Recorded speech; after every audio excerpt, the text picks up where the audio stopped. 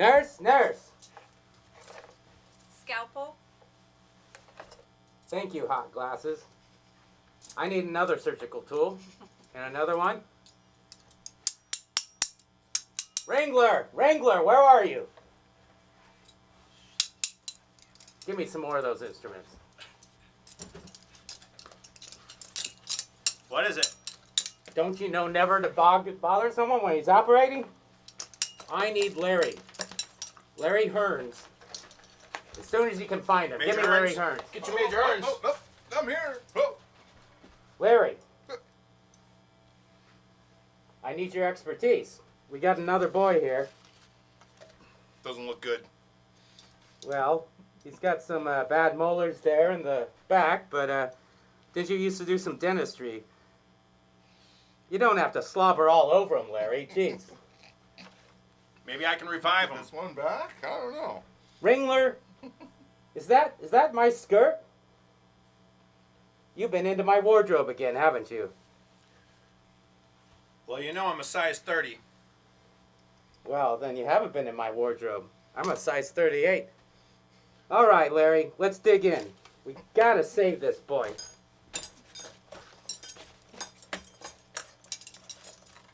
Scalpel.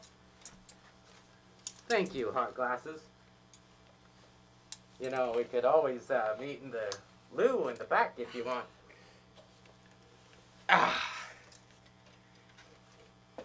Well, I'll tell you. There's nothing we could do. He's gone. Just like that. You hear me, Radar? You killed him. I hope you feel good about that. You killed him. Yeah, you think about that. You think all about that, all you want. Because, you know, I just don't understand this war game anymore. It's not like the old days when we just do one war at a time. Like the Korean War. That's what I signed on for. Became the Vietnam War. And the war against the Falkland Islands. That's when I lost all respect for it. The war against the Falklands. And, you know, it just makes me think, Larry. It makes me think about this.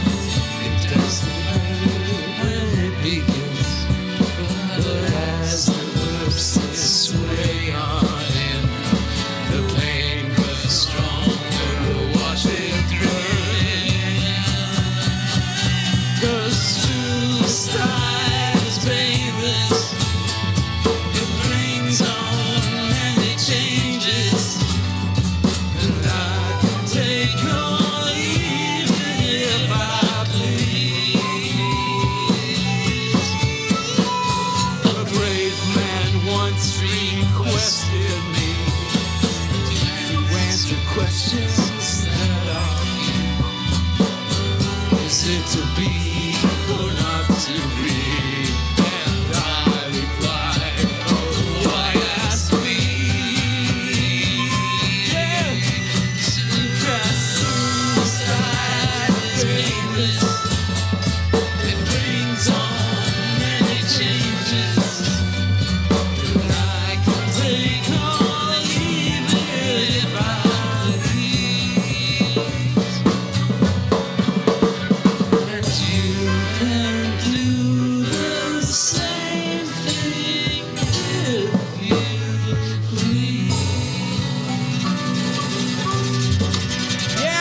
very special episode of the Peasant Revolution Band Variety Hour. The special guest, Dan DeBenedetti. Woo! We are 27 years away from the planet blowing us away. If you really don't want to stay, then you'll float off in the Milky Way. That's the revolution man, and it's trying to really understand. And the truth of our mission is to kneel under the vision. Join our peasant revolution band. Join our peasant revolution band. Join our peasant revolution band. Come join our peasant revolution band.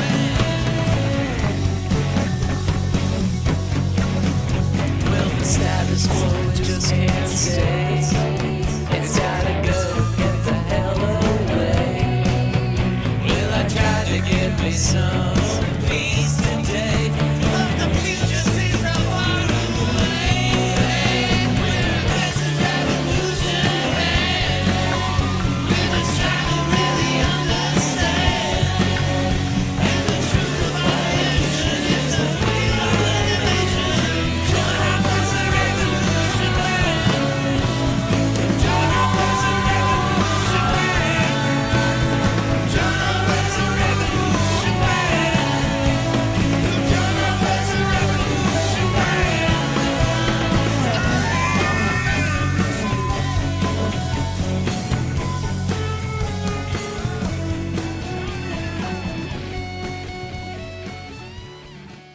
Let's Yes, well we're back. We're back indeed. Indeed we are. And welcome to the Peasant Revolution Band Variety Hour. I'm your host, Jeff Dodge. We're out there streaming live on the old YouTubes. Now, if you were with us earlier or saw some of the early links, you might have to sit through some filler material, we call it. But we're somewhere in there is our live 9 o'clock broadcast with a little parody we did called M.U.S.H. M.U.S.H. I'm not sure what that acronym stands for exactly, but we came up with that in the heat of the moment, and we hope you enjoyed that dramatic little presentation there. Right. Rich, Yes. how are you? Musical director. I'm Rich doing Reece. great. I'm great. I'm really glad that last musical number came together so well. I'm glad to be here over in the historic Alberta neighborhood. Well, greetings from the historic Kenton neighborhood. That's right. That's right. You know, I think we might outnumber everybody else here tonight. We got 3 Kentonites here. And, yeah, and then our special surprise guest is actually from St. John's.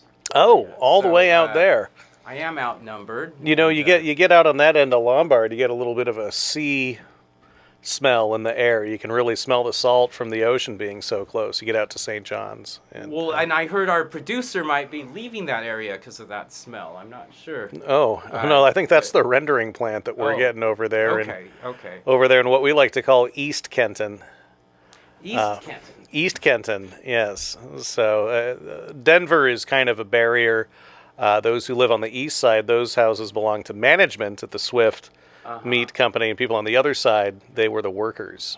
Although, Okay. Yeah. So there are still workers living in the city limits. I think so. I'm not too sure about that. I maintain a job, but you know, I bought long enough ago. I'm actually not paying. Anyways, back to the real issues at hand the real here. issues at hand is I wanted to not get too political here or anything because Sure. we don't like to talk about politics all that much. But Sure.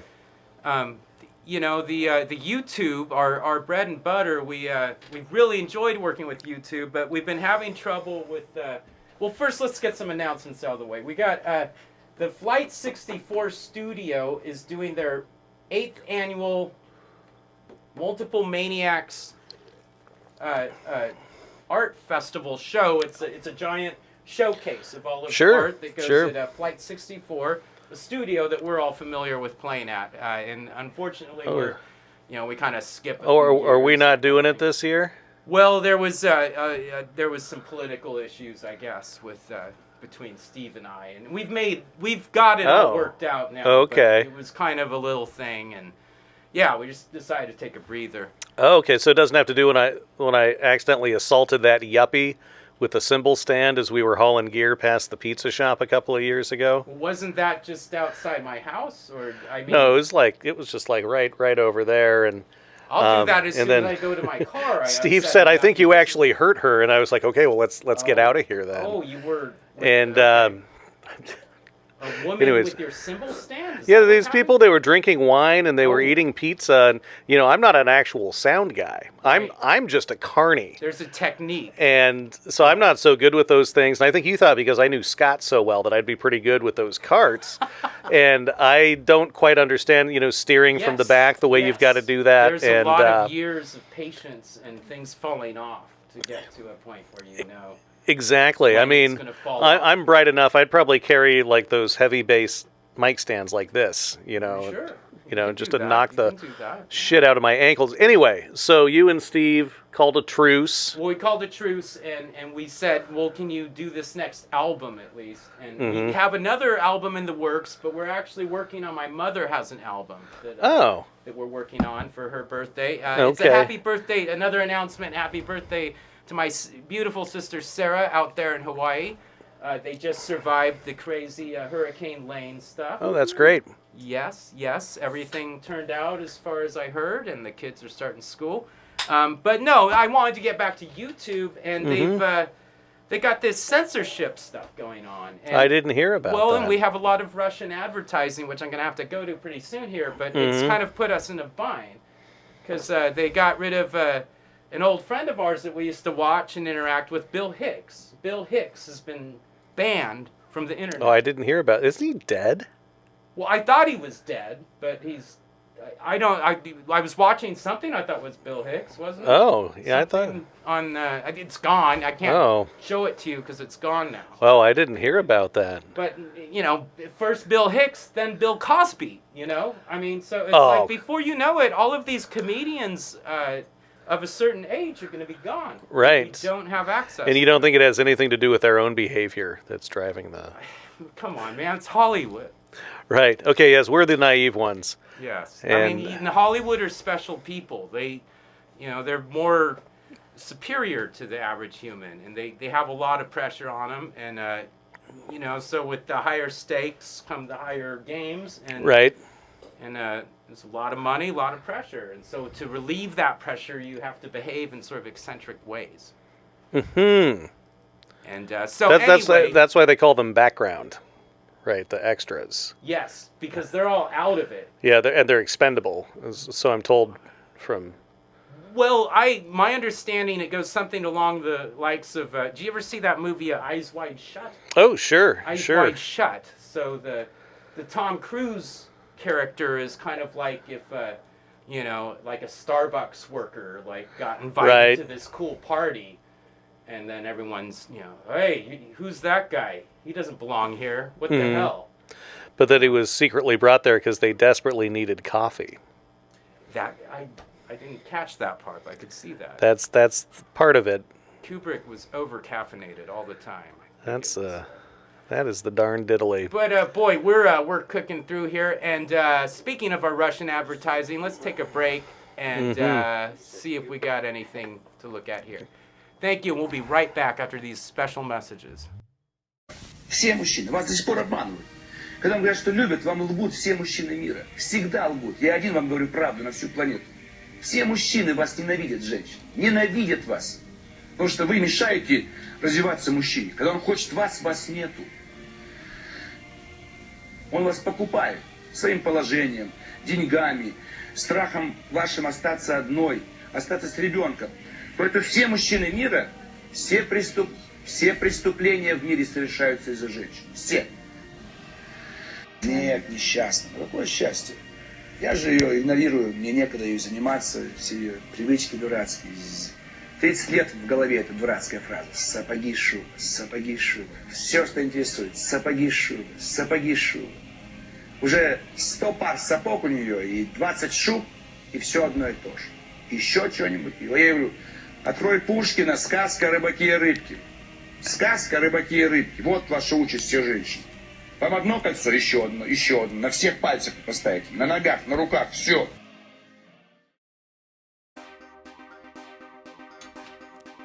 It starts with the gear. A well-seasoned pan and a hot flame and utensils. We'll put it in a pan and keep it sizzling, hot and delicious.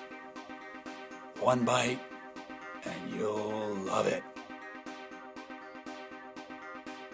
See what renowned head chef Raul Armando Augusta Castile is cooking up.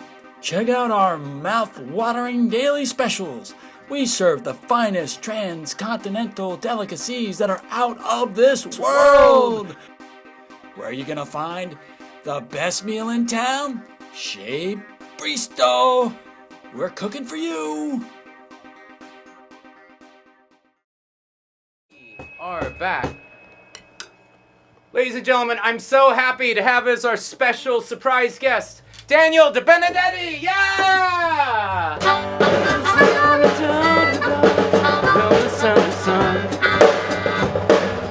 Gonna have the sun. I think it's gonna be alright. Yeah, alright. Daniel, how are you, my friend? I'm great. Wow. I had no idea the audience was so big. It's, yeah, I think Hey, there's everybody. like 2 or 3 people watching right now. That is amazing. But where we really make it is in the residuals. We get a lot of, we go into, I forget what they call it, synchronicity? Okay. Yeah. Synchronicity with the Hey, episodes. Shout out to the band, by the way. Oh, The thanks. Peasant Revolution Band, the best band on the block. And that says a Thank lot. you. Thank you. Yeah, no, this is the Alberta neighborhood. There's a lot of Right, players the back Alberta here. Arts area in a secret, undisclosed block. And, oh, Rich is getting a I don't phone think we're call. broadcasting. GPS. Are What? we sure this is going out? Hi, Mom. I just clicked on the link and I'm getting the Well, you might have to fast forward. There might be a through delay. it. Oh. Let's see. Okay. We can take a quick look at that. Possibly a mother load. What do we got? Yeah. Looks like we're there. Oh, I just okay, maybe watched I got the myself. wrong link. I think there's a delay because we started early. You see, in the Oh. television days, they didn't have that problem, which is why we have Dan here. To Talk about the television days. Well, I remember back when I was a kid. But tell us, you grew up in Oregon, correct? I did. I grew up, I was born actually in Portland, Oregon, and grew up on Ainsworth Street briefly. All right. Until I was about 3 years old. And then we moved out. We did the farm living thing. We moved out to Newburgh, and I grew up, I was raised on a nut farm. That's true. Filberts or walnuts? That's what we call them, Filberts. yes. Okay. Most people know them as hazelnuts now, but they were filberts then. And then Really, the filbert and the hazelnut is the same they're the thing. same damn thing. You're kidding me. Nope. So the that's all Californians marketing. came up here and changed filbert to hazelnut. Is that what No, I'm it wasn't saying? really the Californians. It was like, I think it was Vicatia, wasn't it? Vicatia? well, the nut growers realized that Italian hazelnuts sold for a lot of money, Right. and Oregon filberts weren't worth shit. So they said, they come in the green thing, you right? know, yeah, right. I think they used to call them filberts because that was like the fill. That's what you put in between the nuts people know. Yes. And there are these other ones. What the hell are these? Filberts. Yeah. So, but no, now they're hazelnuts, and they go really well with Pinot Noir, which is also what Newburgh is famous for now. Now, how does that feel to grow up in Newburgh and see the new Newburgh? We've grown up, I personally grew up in Old Portland, and now it's New Portland. So how is Old Newburgh compared to New Yeah, Newburgh? I think it's a little bit like Rip Van Winkle, you know? You wake up one day and go, what happened? Who are all these people? And it's only been like 2 weeks. Right. And you're, yeah. It's like, how long was I out for? Right, exactly. I was working. Where did all these people come from? No, it's interesting because the whole wine thing, you know, they've made movies about it and whatnot now. that was a big deal because there were a couple crazy people in the Willamette Valley making wine, or so we thought. David Ladelsheim, David Lett, Ken Follett, is that a winemaker? Who's that guy? Oh, So I don't know. So anyway, these guys. Ken Williams. These guys started out making wine in an area that was believed. If you took the data that, say, UC Davis's Department of Ethnology and Viticulture was using, they say, well, it's far too cold and wet there. It's just simply not possible. Right. But they were using data from the Portland airport because that's who was documenting versus the weather. the valley where it's a lot warmer. You get a good microclimate. Yeah, and then the absolutely. soil happens to be amazing as well. And so Even though there's an NWS flight service station at McMinnville, they were still taking the data from Portland. well, you got to remember this was a long time ago. We Oh, weren't okay. as sophisticated as we are now. Oh, okay. We're very sophisticated now since Facebook and Twitter came out. A supercomputer that can fly an airplane in your pocket if Right. you're an average person. It's hard to believe I should that straighten up we here. got to the moon with that technology. Right? Yeah, but So so the Filbert farms. Yeah, I'm gonna use. I'm Hey, gonna can I using step their in here for native a second? name, the Filbert. We need to clarify something. Jeff does not actually believe that we went to the moon. So I think he was just kind of making small talk. I'm not saying that at all. I'm saying that we could get up there in an aluminum can, no problem. Very Okay. thin layers of aluminum to pass through the Van Allen radiation belts. I believe it. And if you don't believe me, you can buy our album available on Amazon and iTunes. The Moon Conspiracy Landing, the musical. So available right now. It's available out there, yeah. We got a couple music videos if you care to watch that. Yep. But on that note, I think it might be time to take a quick little commercial break and continue our conversation, special, intimate conversation with Daniel DeBenedetti. Komis is your market of choice for all Russians things. Here you find Moscow candle cages, golden clocks from our famous gold regions. We sell funny keychains and gemstones from the Siberian hinterlands, along with Black Sea shells. We have finest capers from Kiev, delicious Russian fish, and matryoshka dolls to make you smile. Komis has toys for children and handmade ships from St. Petersburg. We bring you back to the old country with memories of motherland. At Komis Russian Import Market, all are welcome. We put the Nick in Nikonak. Yeah, Red's Garage. We fix. Broken hose. Smashed windshield. We fix. No problem. Be back Tuesday. Fix then. No job too small. We fix. Your car, our car, we take care. No problem. No problem. We fix. Broken headlight. Broken trunk. Carburetor. We fix. No problem. No problem. Ready Tuesday. Ready Tuesday. You come back. No problem. Red's Garage. 349 Volga Avenue. Yeah. Now, what we're talking about, Dan, is so YouTube has to, before they can sue us, they got to talk to our lawyer about all the Russian stuff, right? And we have the best lawyer. Oh, we're back, and we're so happy to be back here on YouTube. And I was just telling Dan about some of the legal issues we're dealing with the new format and everything. Is that phone ringing? Hello?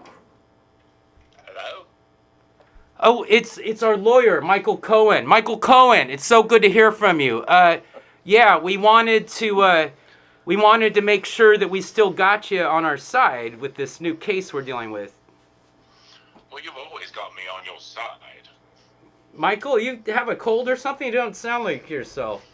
What do you mean I don't sound like myself? Oh my God, we got Michael Caine. It's not Michael Cohen. Michael Caine. Yes, of course, this is Michael Caine. How can I help you? Well, I was looking for our lawyer, but I did have some questions. I'm here to talk to you about a special invention of mine known as heart broth. Heart throb? Heart broth. Heart broth. Yes, instead of bone broth, heart broth. Heart broth. So Michael Caine's heart broth is going to be available on the market soon. You're not coming in. Hello? Your heart broth is not available? Or it is? No, my heart broth will be available soon. Michael Caine, we've got a guest in case you haven't noticed, and I'm gonna continue with that.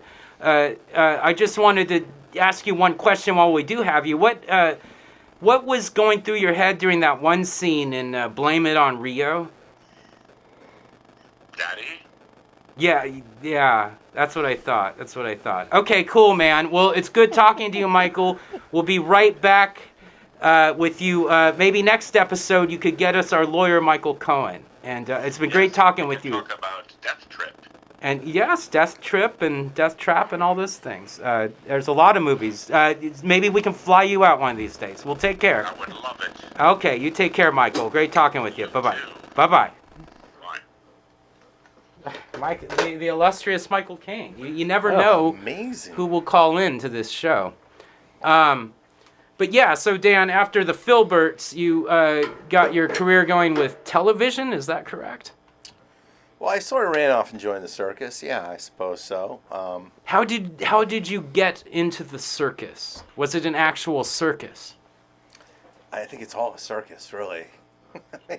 Isn't it all just one big circus? You mean life in general, or any company has a circus quality to it, I suppose. Wait, what kind of TV are we talking about here?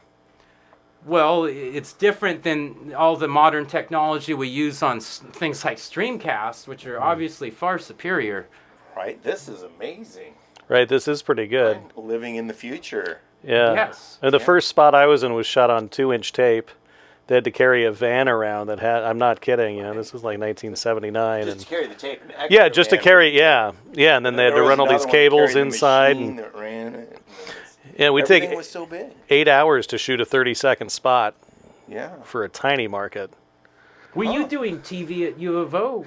No, this is when I was like 3. Oh, okay, that's right. You were a child actor. I forgot about that.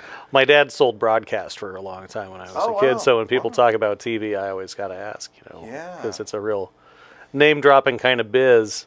Yeah, no, actually, my foray into television. I graduated from the University of Oregon back in the 80s with a degree in telecommunications and film, but that was kind of like... Is that from the J School or? It's before it became the J School. I can tell you all about the this. TCF program, which is no longer. They were in the arts building. So now and they killed killed it with Measure 5. In communications, yeah. But so when I graduated, one of the first things I did while I was looking for a job was I found a local cable access station. Oh, sure.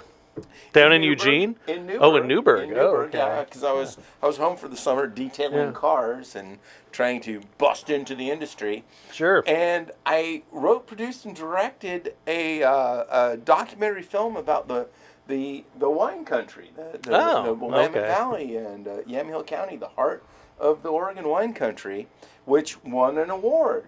But in the meantime, I had I took a job at Central Oregon Community College and started doing technical theater. I was teaching technical theater and was the resident designer. That just sounds like a hell of a commute right there. Yeah, no, I actually moved there. You know. It was a real job. They Sure. paid money and stuff, so I could get a place to live. You were broadcasting live theater from there, or No, we didn't do much of that. They used to have a broadcast program there, but before I got there, it had been decimated. So while I was there, I managed to produce a couple radio spots to promote some shows, but I wasn't doing a lot of broadcasting. I was going live, man. I was doing the live thing. Yeah, so that was great. So our that's favorite, excellent. Sportscaster Bill O'Reilly. He always did his sportscast live, I guess. Oh, I didn't know that. Yeah. No, he turned when out to be when he worked at KATU. I heard about that. The first six-figure sportscaster in Portland. Really? I did Maybe not know the that. only. Yeah, That's there was this big amazing. scandal. He apparently intentionally left his pay stub on the photocopier so that other people would see it and get all pissed off. Well, that was sweet of him. Yeah. It's a good guy. I think Yeah. Gianola saw it. That's what. And that's why he gained all that weight. Oh, he got depressed. Yeah. Yeah. A lot of newscasters did at that point. I can kind of see Jeff Gianola and kind of going radio like, guys. Oh, no, I you remember. guys are getting paid? We're not all interns? What the hell? Well, it's funny to think, back in I think in about 78, McCall was making about $52,000 a year at KATU. 'Cause Right. That was what he gave up Right. to run for governor. Yeah. And so just 6 years later, this piece of shit's making Yes. twice as much as Tom McCall.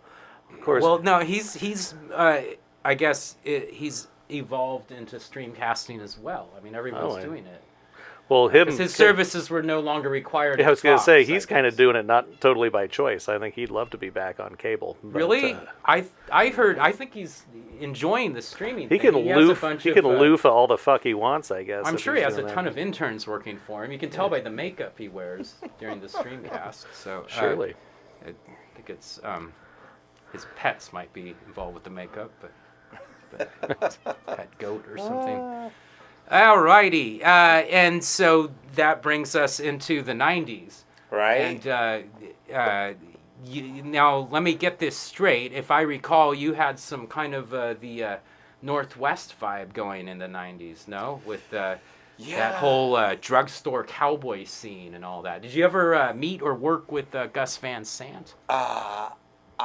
Just briefly. I've seen him on the street, but actually, when I moved back to Portland, it was kind of Gus was already famous. You know, he was already big. I didn't get to work on those early projects with him, which would have been really cool. But I moved back to Portland in 1992 because my job at the community college was eliminated, which is the short story. But that was that was a whole nother. There's a book in what happened in between there. But I moved back and decided I was what I really wanted to do was work in film, so I did. And I started by doing an internship at the Northwest Film Study Center. Yes. And, shout out to Bill over there, who's still there, in Hello, charge of the Bill. whole thing. Thanks, Bill, for everything you did. And then so I was working there as an intern for the summer and taking some classes, and somehow stumbled into Pacific Grip and Lighting and started doing grip work, just prepping trucks in the shop. And then so every time I went out on a run, I'd be, you'd be wandering by a production office. Right. So I'd stop in and go, "Hey, I'm Dan. What are you Would doing?" you walk in on the set and have to deliver equipment on a set? Yeah. Set and that kind of thing, Which is really weird because you pull up in a van and someone's waving their arms. Right. Because they're rolling. Silence. They're rolling. Yeah. So you gotta wait. This is the symbol for rolling for anybody out there. If you're walking on a movie set, It's also the symbol for woohoo, having a real good time. It's also end of the day. I'm done rolling. Screw this. Right. What do they call the martini shot? Right. That's the martini. Yeah. Martini. And the shot before the martini is the there's a name cupcake? for it. I don't know. remember. There's a name for it. And I forget what it is. But yeah.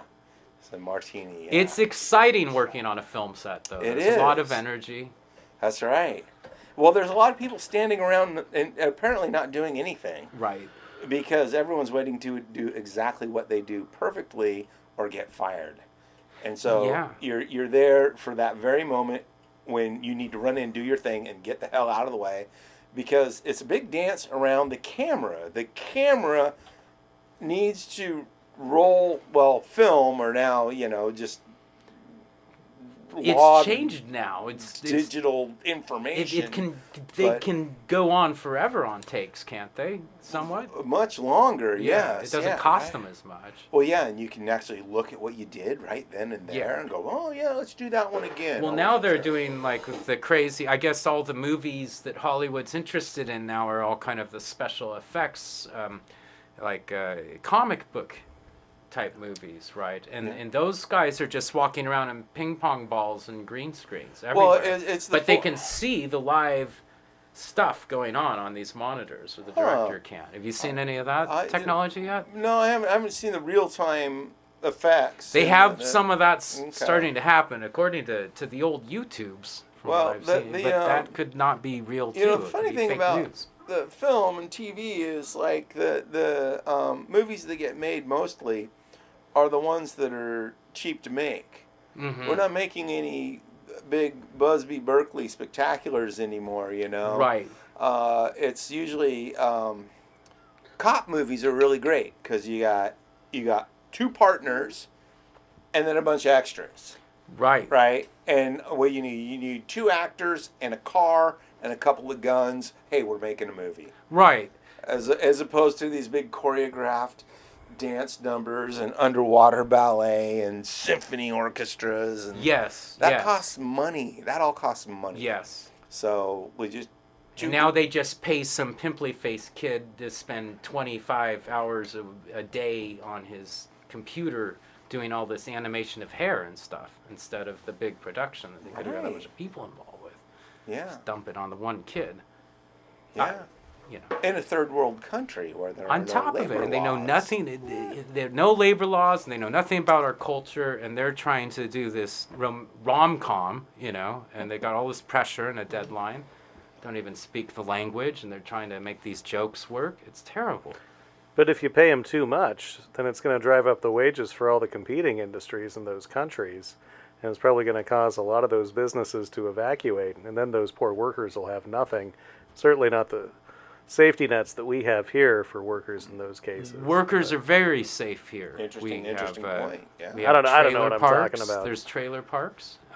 There's a lot of communities that embrace the workers that don't get paid a lot. And then there's, if you don't get paid enough, just pick up another job. I mean, I have like 7 jobs. I'm doing okay. Well, I work at both the Astros Nice and the city. Wendy's, and I'm going to clear like $40,000 this year. From Oh, you doing picked those up the things. Astro gig. Yeah, I got the That's good to Astro hear. and the Wendy's, so Yeah, I get yeah. like 80 hours a week to myself, in addition to the 80 I put in at those places. Because there's careful, you get moved into another tax bracket, and then you'll be moving back. well, you know what happened to me a couple of years ago.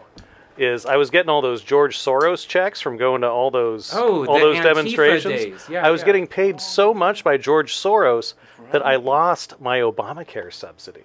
I was making too much from Soros to qualify for Obamacare. Yeah.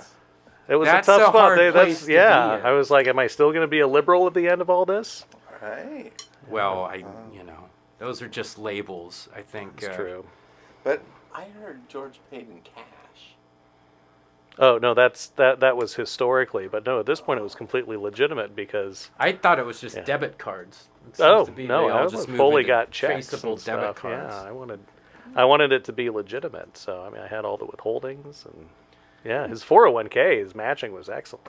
Well, I didn't see any of that money. I Until got no November of calls. 16, then some of the rules changed. And, I see. so, I'll let you guys get back to talking about film though.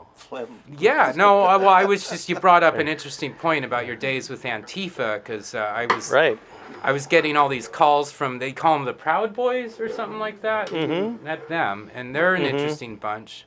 Yeah. A lot of interesting ideas about not paying taxes and God doesn't pay taxes, so why should we? I guess. That was what I gathered from it. Except I'm pretty sure that Jesus said to give unto Caesar what is due Caesar and give unto God what is due God. And well, So I think that's why you're supposed to tithe on your net rather than your gross.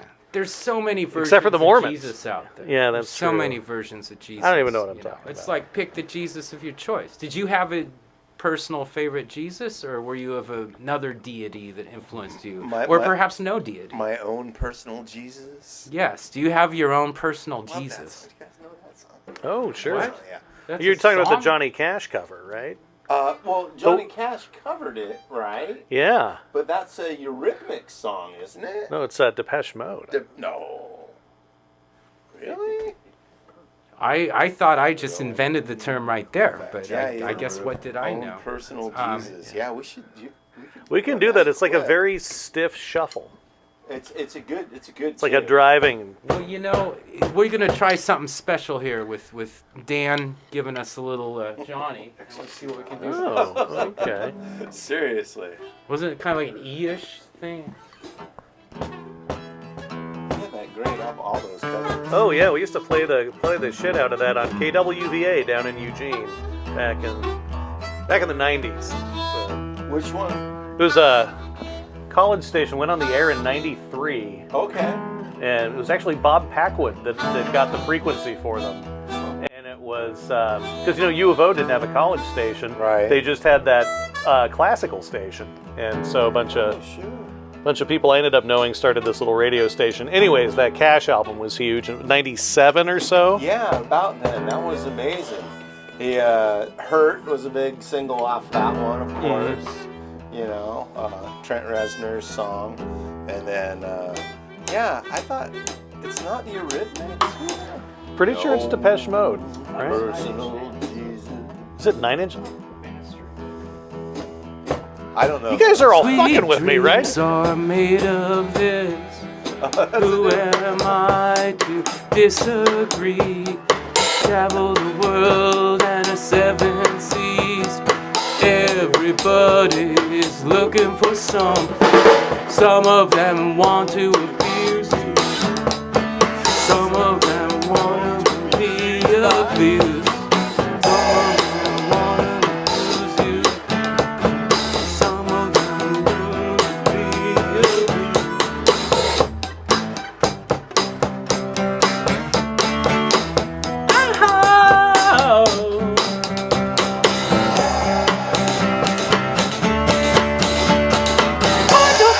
Moving on.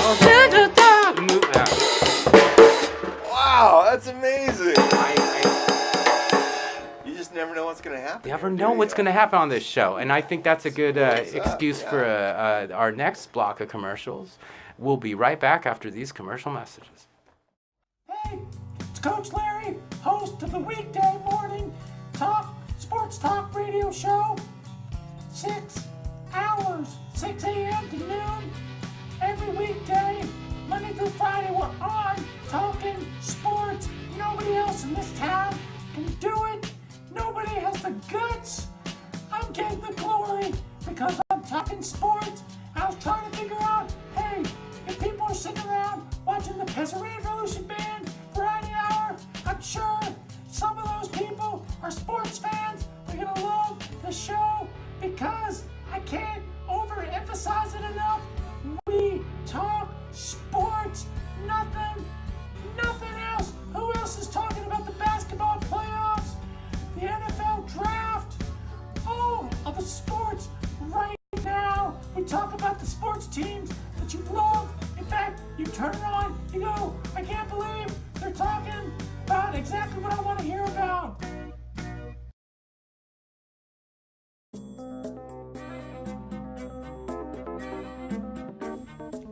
The Garden Ferret 3000 is the only tool you'll ever need for your garden. It knocks out weeds in seconds. You're left with a beneficial mulch for your garden. Maybe you just want to have a tool you can show off to your fellow gardeners. The best thing is the Garden Ferret 3000's easy cleanup feature. Just hose it off. It's available at these fine stores.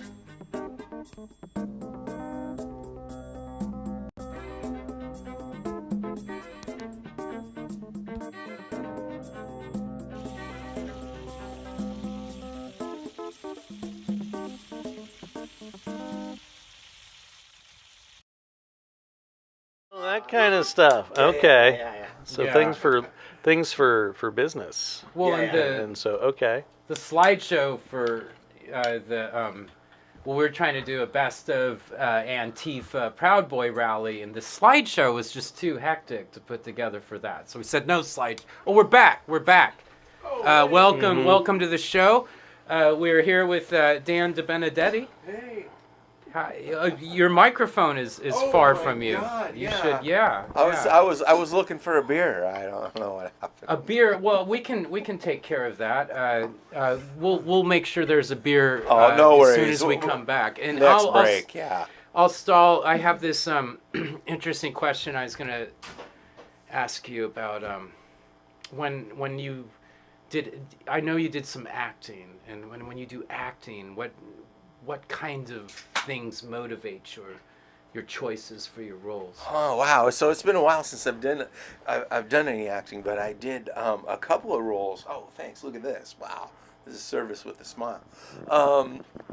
Back in the Bend days, in between doing set and lighting design and technical directing, and teaching technical theater classes, I took a couple of roles.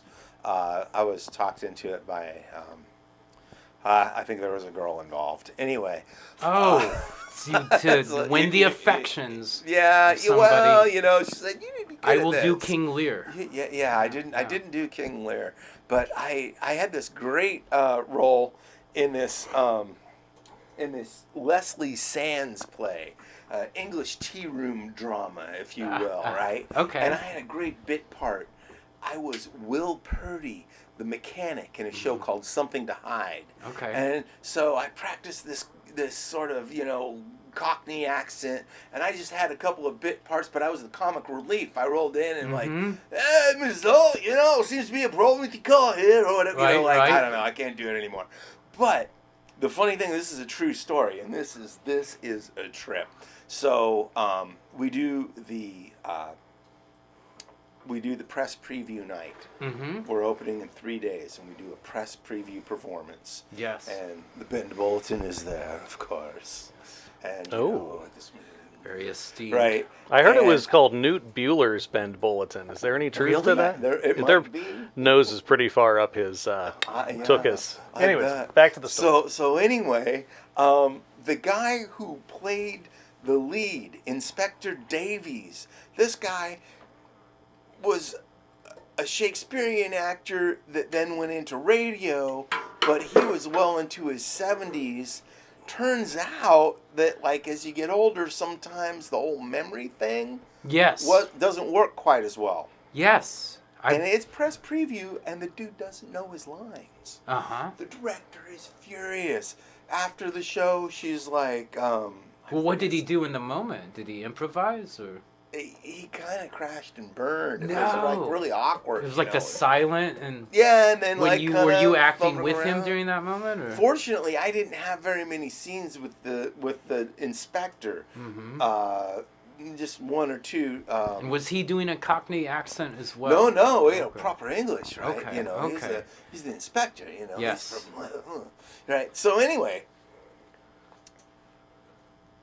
after the press preview performance, there's, the director comes out and she asks this guy, when can we expect you to know your lines? Right. He throws his script down and storms out. Says, that's it, I'm done. Oh, wow. So it gets better, right? This big panic. Yes. What are we gonna do? Emergency board meeting because it's the community theater, right? Was there an understudy? Or? So there was not. No understudy. But Carol Bryant, the director of the theater there, grabs me by the arm in the middle of all this chaos, spins me in front of the board that's arriving to figure out what to do, and says, Dan will do it. Dan will play the inspector. Yes. and so and you're promoted. I have 2 days to get this part down. Right. And then somebody else takes my part. And the guy who took my part just butchered it. I nailed that part. But I was smart about playing the inspector, which was the lead role in the fucking play. Yes. I went from nobody. So I had to get Right. my hair cut, shave, Right. new costume. Right. And then, thank God I was an inspector because I made all these crib notes in my inspector's notebook. So as I'm taking there notes, you go. I'm kind You of were checking grabbing to make lines. sure I'm in the right place. Sure. all What a the great time, character. right? Yeah, yeah. So, but Wow. then, like about the third night, I get really cocky. I think I got this Okay, down, right. and I'm not paying attention to where I am in my little notebook. Yes. And then all of a sudden, it's a 3-act tea room drama, and it's a detective story. Mm-hmm. So you're going over the same stuff over and over again. And I get mixed up somewhere between the second and third act, and I have no idea where the fuck I am. and so, Were you giving weird cues to other actors, and was it all crazy? I found myself suddenly lost, and then fortunately, I was playing opposite a very, very talented actress who was playing the part of Mrs. Holt, and she's kind of fed me some lines. She did a great job improvising. Inspector, don't you mean to say, Yes, and I'm like, yes. oh, well, right. and then we got back on track. I did mean to say it, but not that way. And then you go into another tangent. Did you ever get any of that stuff going? And I don't think that the audience ever caught on. Right. Like as a sound guy, I can tell you, the audience doesn't catch on to a lot. The sheer panic of especially the first night that I went out there because we didn't have time to do any blocking rehearsals or anything. So all of a sudden, I make an entrance in front of a live audience, and the first thing I do is I'm looking around on the stage to see where the other actors are. Yes, yes. It was fun. So anyway, that was one of my acting stories. Oh. Well, that's great, Dan. And on that note, we got to pay some bills here. We'll be right back with our last little bit here. Hey, it's Sid again. And I got to tell you, you've heard it many, many, many times, but Safford Brothers, downtown blend, taste the city coffee, it's good. And I know, I keep saying it, I keep coming on this show, but it's good, and these days, my jokes aren't good, a little bit of self-deprecation there, but the coffee is always good, and that's what keeps me going, a pot or two or three or four, I'm just sitting here all day, and I'm drinking Safford Brothers, downtown blend, taste the city coffee, and life is, it's good, like the coffee. It's good. And you should drink it too. It's good. Like I said.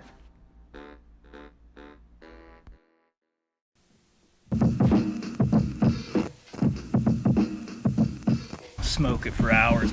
Door to door, boat to boat. Cheap white wine, cheap sugar. It's brined in like a brand name soy sauce and cheap white wine, cheap sugar, salt, little herbs in there, and it's brined overnight. Let it dry out and form a nice little pellicle, they call it in the biz. Nice sort of protective skin on the membrane, and then we'll smoke it for hours on end and just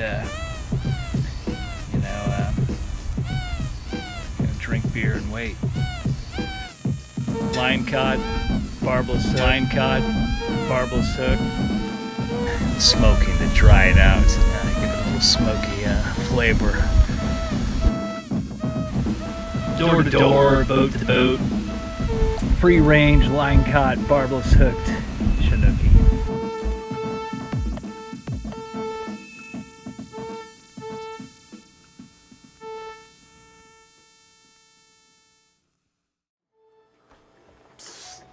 We're back. Steve, that Chinook is wonderful. I don't know how you do it, but you should all look that up. It's out there available for purchase, I believe. Steve's Chinook. Okay. Whole Foods. Whole Foods with Dave's Killer Bread. Dave's Killer. Not as good since it went corporate, I have to admit. But didn't he kill another person or something? I don't know if did he kill somebody or I don't know. I heard all this. He had a meth relapse. Is that okay? Well, you guys, he could have been a Hollywood guy. If he's in Hollywood, it'd be all right. Because Hollywood stars have that superior ability to do things like that. It's okay.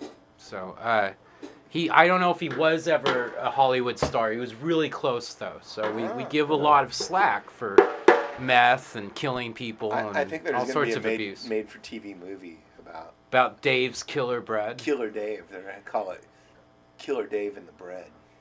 Killer Dave and the Bread. So it'd be interesting if they, instead of his crazy life, they focused on like just the bread making part of it. Right. And what oats he used, and did he have like a Filbert special? It's like, you gotta call that chestnut.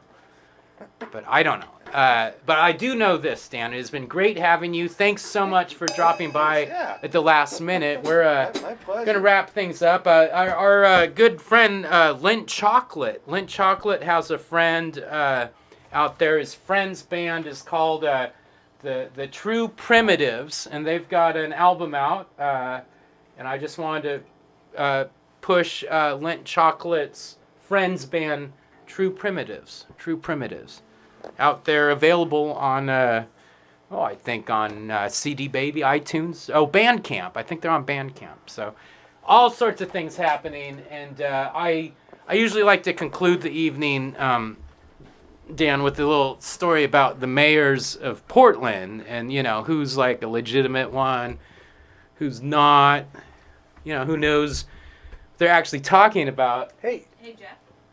Oh, hey, it's my lovely wife, and I don't know if you know this, but it was Hot Glasses. Hot Glasses was actually portrayed by Jemila here. Jemila, my lovely wife. How are you, honey? I'm doing well. Good. So the mayor is like telling me that we got to stop believing in conspiracies. Say goodnight, Jeff. Good night, Jeff. This one goes out to the Queen.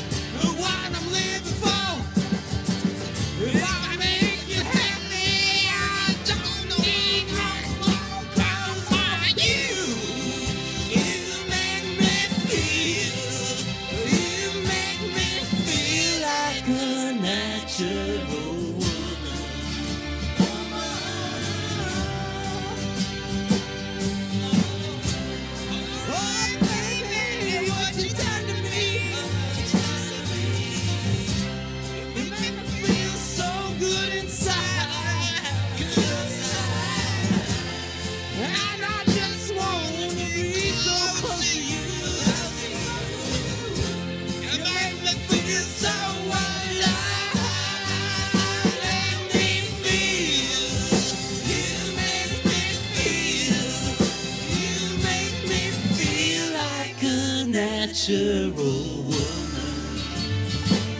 Make me feel, you make me feel, you make me feel like a natural woman.